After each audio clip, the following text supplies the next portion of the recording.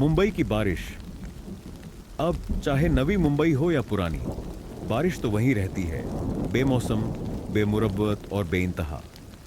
असल में इतनी रात को घर से निकलना ही नहीं चाहिए था, लेकिन बीवी की किचकिच और बारिश की टपटप में से जब कोई एक चुनना पड़ा तो बारिश ही बेहतर लगी। कम से कम बारिश में छाता या आड़ मिल जाती है। बीवी के तानों से तो कोई बच नहीं सकता। मामला था उसके ममेरी बहन के चचेरे भाई के भतीजे का, यानी उसकी नजर में बहुत ही जरूरी।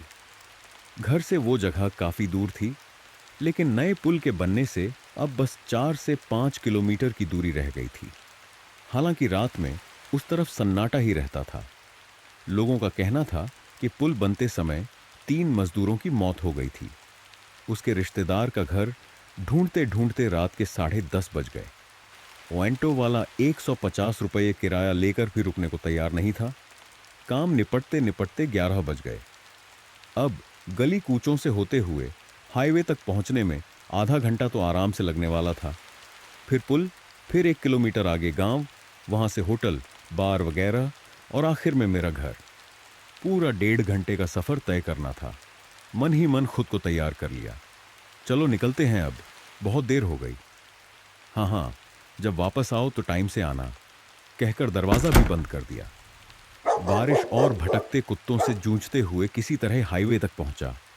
दूर पुल नजर आ रहा था। इस वक्त कोई ऑन्टो नहीं मिलने वाला था। ऊपर से इस वक्त सारे ऑन्टो उल्टी दिशा में ही चलते हैं। कोई भी गाड़ी रुकने को तैयार नहीं था। पुल से पहले 2 बड़े मोड़ आते हैं। ऐसे तूफानी मौसम में पुल पार करना नामुमकिन था। ऊपर से अगर कोई भूत प्रेत टपक पड़ा तो, पर मजबूरी थी। मोड़ की ओर चल पड़ा। एकला चलो रे, कहकर मैं आगे बढ़ने लगा। रात के 12 बजने को आए थे। मन में सोचा, अगर कोई भूत मुझे पुल पार करवा दे और सीधे नगमा बार पहुंचा दे तो मैं उसे दारू, चिकन, दही, चावल जो मांगेगा दे दूंगा। एक तरह से भूत को भी मन्नत मान ली। बारिश अब और भी तेज हो गई थी। 2 हाथ दूर भी कुछ नजर नहीं आ रहा था। शुक्र था मेरा रेनकोट पीला और चमकीला था, जैसे लाइनमैन पहनते हैं। कम से कम एक्सीडेंट तो नहीं हुआ। इतने में एक गाड़ी धीरे धीरे बाईं ओर से आती दिखी। उसे भी बारिश में चलाने में दिक्कत हो रही होगी। जैसे ही गाड़ी ने मोड़ पर रफ्तार कम की, मैंने तय किया पीछे का दरवाजा खोलकर झट से अंदर घुस जाऊंगा। गाड़ी पास आई, मैंने फटाक से दरवाजा खोला और अंदर बैठ गया। दरवाजा बंद किया और हाथ से चेहरा पोंछा। थैंक यू कहने के लिए जैसे ही मुंह खोला, मेरा मुंह खुला का खुला रह गया। गाड़ी तो चल रही थी, लेकिन ड्राइवर सीट खाली थी। पूरी गाड़ी में मैं अकेला था और मोड़ तो अब बिल्कुल पास था। अब तो तय था कोई भूत मुझे ले ही जाएगा। राम रक्षा याद नहीं आ रही थी। तभी एक हाथ अंदर आया और गाड़ी ने खुद खुद मोड़ काट लिया। अब मेरा सारा हौसला टूट गया। सीधे सीट पर लुढ़क गया और आंखें बंद करके भीम रूपी स्तोत्र बोलने लगा।